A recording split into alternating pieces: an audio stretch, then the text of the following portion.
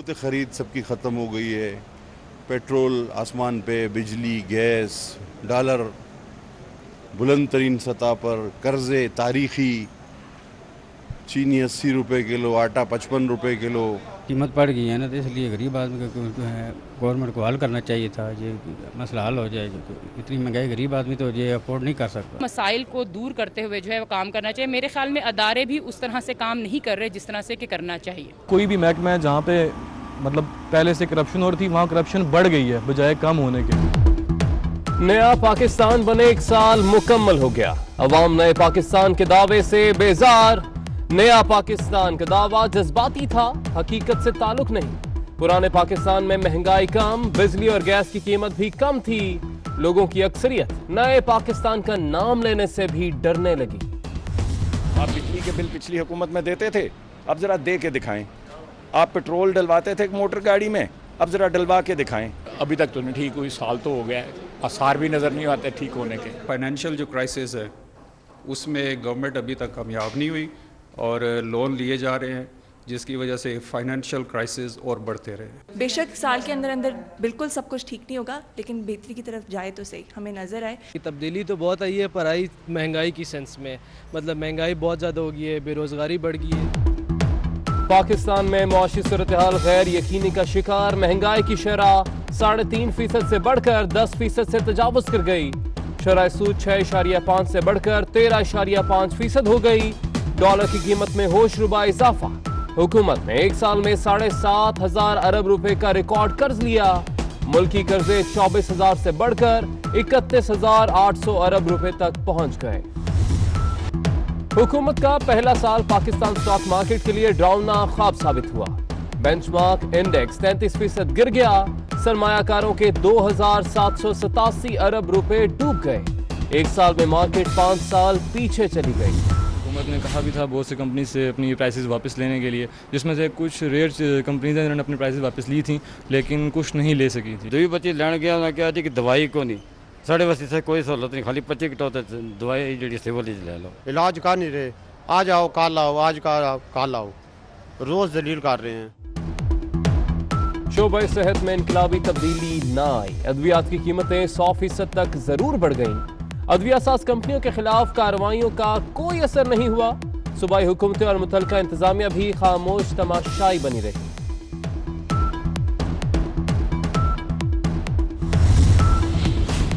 पंजाब के अस्पतालों में टेस्टों और सर्विसेज की फीस में इजाफा। अल्ट्रासाउंड 150 रुपए, सीबीसी टेस्ट की फीस 200 रुपए मुकर्रर।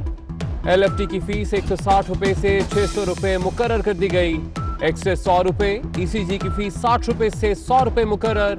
सरकारी अस्पतालों में डेंगू का टेस्ट मुफ्त किया जाएगा।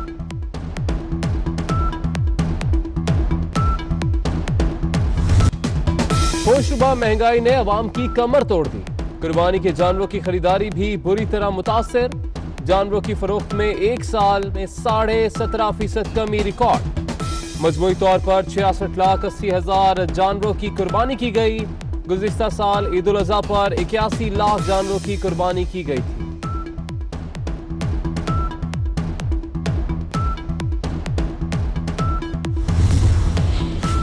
तहरीक इंसाफ हुकूमत अपनी 1 साला कारकर्दगी रिपोर्ट आज पेश करेगी। हुकूमत मुआशी, खारजा और दाखिला महाज पर अपनी कारकर्दगी पर रोशनी डालेगी। फिरदौस आशिकावान कहती हैं कि 18 अगस्त 2018 से शुरू होने वाला सफर इस्तेहकाम पाकिस्तान की मंजिल की जानिब गामजन है। पहली बार टैक्स वसूली के कौमी फर्ज को तहरीक की शक्ल दी गई। कल हमने एक बहुत बड़ा मार्का सर किया है और चौंक गया हिंदुस्तान कि ये क्या हुआ। अब हमने आगे कैसे बढ़ना है। कल के इस सफारती शिकस्त के बाद इंटरनेशनल अटेंशन को डाइवर्ट करने के लिए ऐन मुमकिन है कि हिंदुस्तान कोई फॉल्स फ्लैग ऑपरेशन करे। भारत मिस एडवेंचर कर सकता है। भारत के इरादों से वाकिफ है। कौम और इदारे दुश्मन से निमटने को तैयार है। वजीर खारजा शाह महमूद कुरैशी की खुसूसी कमेटी बराए कश्मीर इजलास के बाद ब्रीफिंग। कहा हमने बहुत बड़ा मार्का सर कर लिया। भारत को सिफारती शिकस्त हुई। सलामती काउंसिल के इजलास को पहला कदम करार दे दिया। जैसे फॉरेन मिनिस्टर साहब ने कहा कि इस वक्त मकबूजा कश्मीर जो है वो एक जेल की सूरत में है।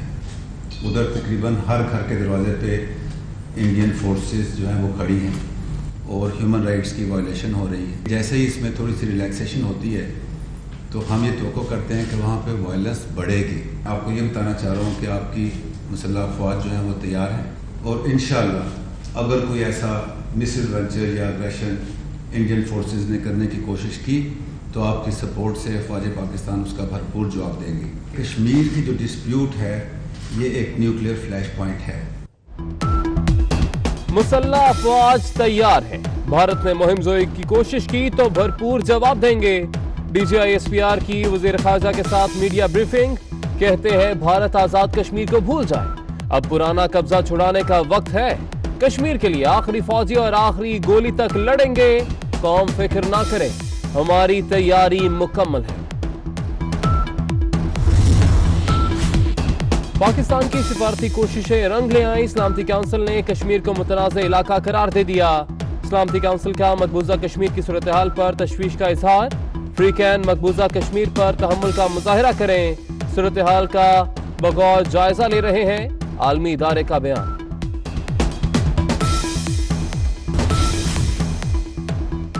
सोना हर रोज अपने ही लगा। 600 रुपए इजाफे के बाद फी तोला कीमत 89,000 की बुलंद तरीन।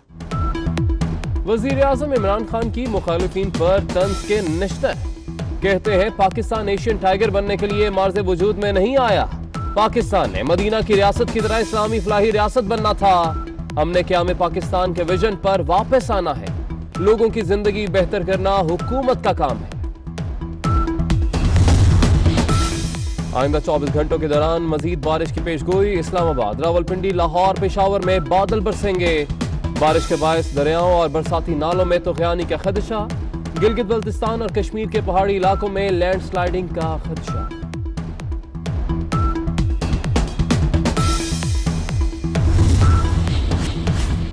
मोबाइल फोन सारिफीन खबरदार, होशियार। मोबाइल रजिस्ट्रेशन के लिए PTA का नया फैसला आ गया।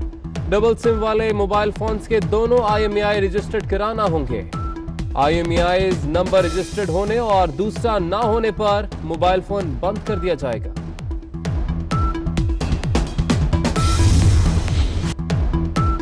माहिरा खान थानेदार बन गई। तनकीद करने वालों को करारा जवाब। अदाकारा मजाक ही मजाक में बहुत कुछ कह गई।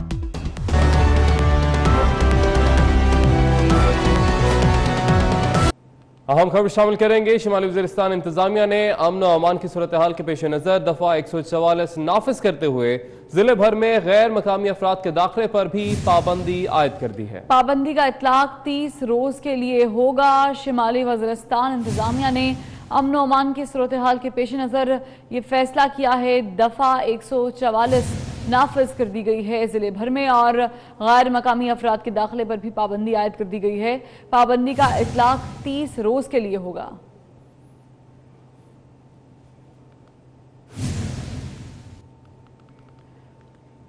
और मज़ीद खबरों में आपको बताएं कि बरतानवी सहाफ़ी डेविड रोज कहते हैं कि डेली मेल में छपने वाली उनकी स्टोरी अफसाना नहीं बल्कि हकीकत है।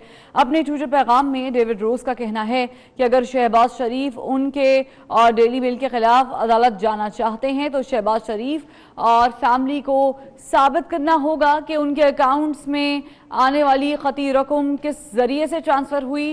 डेविड रोज ने ट्वीट में मजीद कहा कि शहबाज शरीफ के ख़ानदान वालों ने बड़ी रकम ऐसे लोगों से वसूल पाई जिनकी माली हैसियत कुछ भी नहीं थी। तो उन्होंने एक बार फिर जो है वो तस्दीक की है कि उनकी जो छपने वाली स्टोरी है डेविड रोज की जानिब से कहा गया है वो बिल्कुल हकीकत पर मबनी है।